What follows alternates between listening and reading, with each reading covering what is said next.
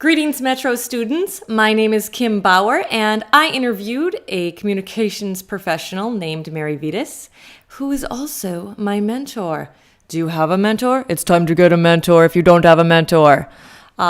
This was really a great experience because even though I know a lot about her, this interview really opened my eyes as to how her career started and what it's blossomed to and probably what more it will be. And she is truly an inspiration for, I guess, my change into the communications field. So let's meet her, shall we?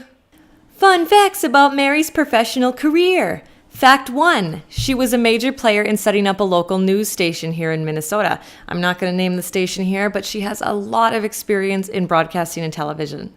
Fact 2, she worked on a public announcement campaign with the U.S. Attorney General that won a television Emmy. It was a Stop Hate campaign and was one of the first anti-bullying campaigns nationwide. Fact 3. Mary is also very political. She was the Human Rights Commissioner for the city of Roseville and also the Public Policy Director for the University of Minnesota. Mary's education timeline goes something like this. She got a BA in Communications in Public Relations, and then she got her master's degree with an emphasis in Public Leadership, Nonprofit Management, and Social Policy. And she's actually back in school now, getting a PhD in Business Administration and Public Administration. Wow.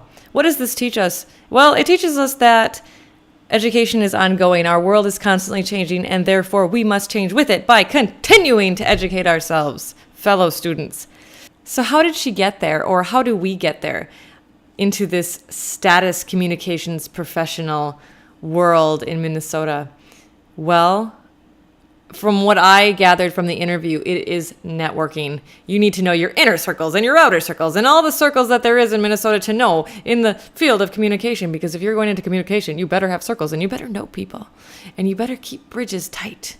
One thing that strikes me about Mary that I strive to be as a communicator is when people are talking to her, she has a genuine way of mindfully listening.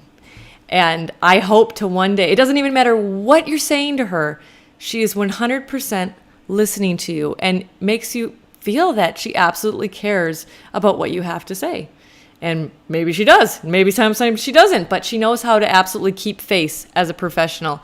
And I strive every day to try to not get emotional, not get aggressive, but be assertive and keep face as that professional, even though in especially organizational change, things can become very challenging as a communicator. Did I just say communicator like 5 or 6 times in that last segment? This is a good time to point out that as a communicator, you should have a bigger vocabulary than just one word. This is something good to think about while we're talking about this topic. Increase vocabulary. I got one of those books to increase my professional vocabulary.